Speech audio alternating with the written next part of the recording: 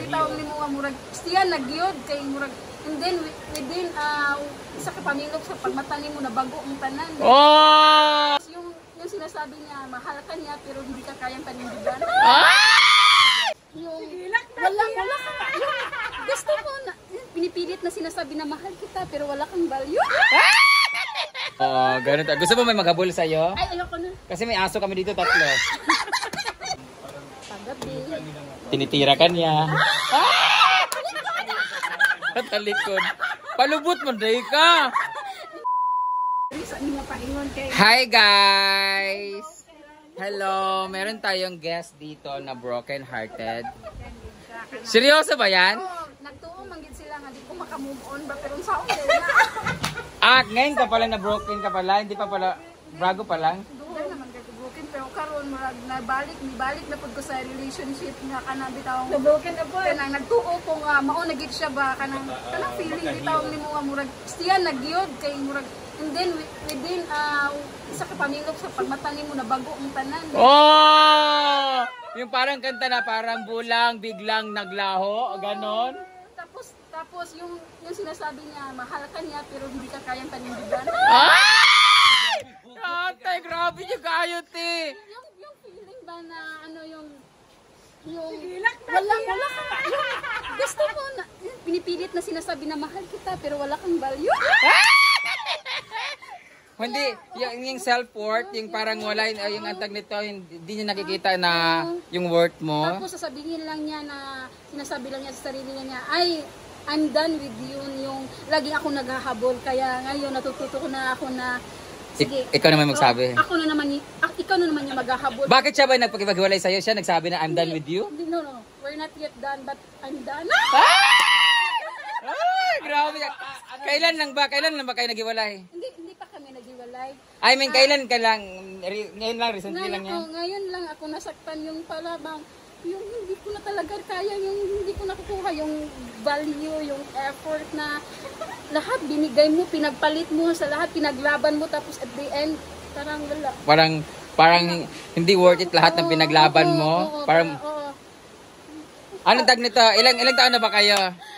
3 years. Ay! Wala namang third party. Kasi yung iba kasi kaya hindi ka na nabibigyan ng value. Yung value mo hindi niya na-appreciate kasi alam mo kaya hindi ka na nabibigyan ng todong ganun kasi baka mamaya he is very busy comforting others people. Yung sa kanya lang naman, yung sa kanya actually, yung hindi lang niya masyadong pinapakita niya kasi tapos na siya. Yung dati siya yung habol ng habol sa akin. Baka kasalanan mo kasi pinapahabol mo siya dati.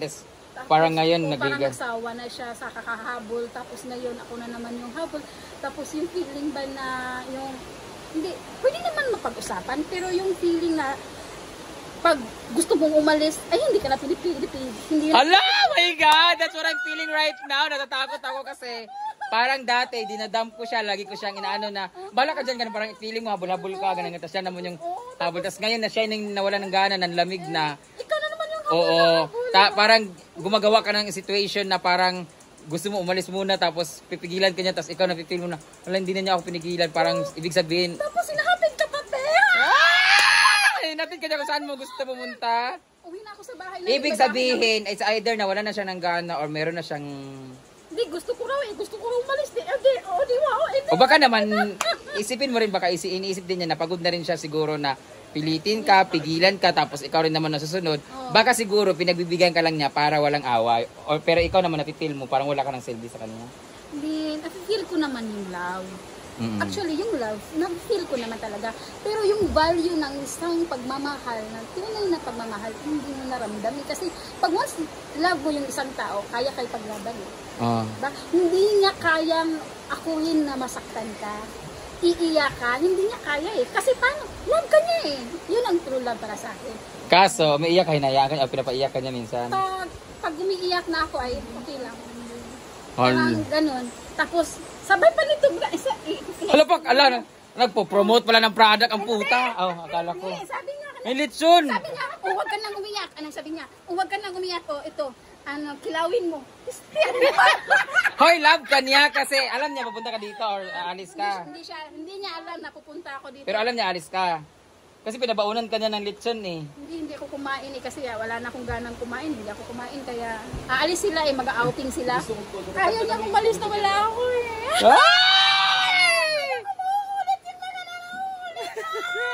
Dati nga ba ng ko, nakahabol-habol ka ko ngayon, wala na nag-out. Oh, ganun. Gusto mo may maghabol sa'yo? Ay, ayoko na. Kasi may aso kami dito, 3. Sana all. Hindi, wala kayong anak. Wala kami anak. So, feeling mo, done na kayo, wala na? Hindi, kami pa naman. Ah, kayo pa naman. Ano lang, parang na-hurt lang ako yung feeling na mahal ka pero hindi ka kayang ipaglaban. Baka kasi dati, baka masyado mo lang kinukumpara yung sitwasyon nyo ngayon or yung pinapakita niya ngayon kumpara dati. Kasi dati, di ba, masyado siyang aggressive, pinipigilan ka niya, ganito, ganyan. Tapos ngayon, nakukumpara mo kasi medyo nanlamig siya bigla pero baka mamaya naglaylo lang siya siguro sa pagiging strict niya. Pero love naman talaga. Love, oo. Ko naman talaga yung love kasi paggabi. Tinitira ka niya. Talikod. Palubot mo, day ka. Hindi, maganda kasi.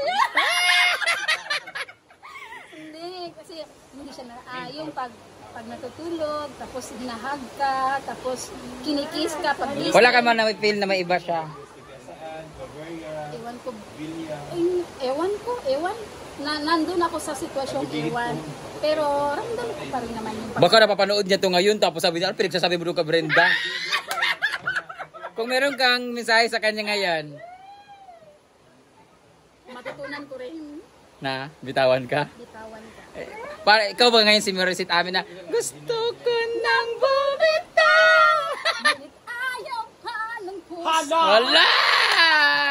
Gusto ka nang bumitaw. Hindi ka makabitaw-bitaw kasi Dax, no? Bakit ganun? Baka kasi, di ba nga gusto mo patalikod kang... Kaya hindi ka makabitaw kasi nga, sige kanyang ka ng pa... Ano magiging ka na? Yung ka na... Gusto na gid ko mo. Actually, gusto na gid ko. Gusto mo ka na lang bumitaw.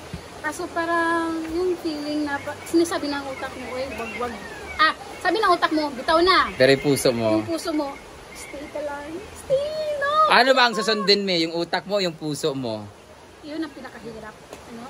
Pag ano na yung utak at saka puso. Kasi kahit gaano pa kagusto ng utak mo, kahit gaano pa kagusto na bumitaw, pag yung puso mo ayaw pa talaga.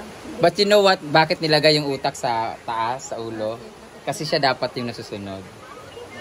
Kasi minsan 'di ba, deceiving yung nararamdaman natin. Masyado tayong naloloko ng nararamdaman natin. Masyado tayong ang puso natin naawa, nagmamahal, nasaktan. Masyado tayong tinatalo ng nararamdaman natin sa puso. That's why mayroong brain sa taas na siya mag-decide kung ano talaga yung dapat para sa ikabubuti ng puso mo. It's really hard but you will find something like peaceful talaga na may isip mo rin na kung ano ba talaga dapat. Advisor ko. Hi madam! Akala ko siya yung jowa mo. Best friend kami. Broken ka rin? Hindi. Hindi naman. Ikaw, at least broken ka ngayon. Pero malay mo, huwag ka mag-alala, maghiwalay din kayo. Char! Makamove on din ako. Hindi mo naman kailangan mag-move on kasi hindi naman kayo naghiwalay. Hindi ako broken kasi Hindi, single gusto ko yung matutunan ko. Alam ba niya na ganyan ang napipil mo? Oo, umiyak nga ako kahit pinababaon. Thank you pala sa baon.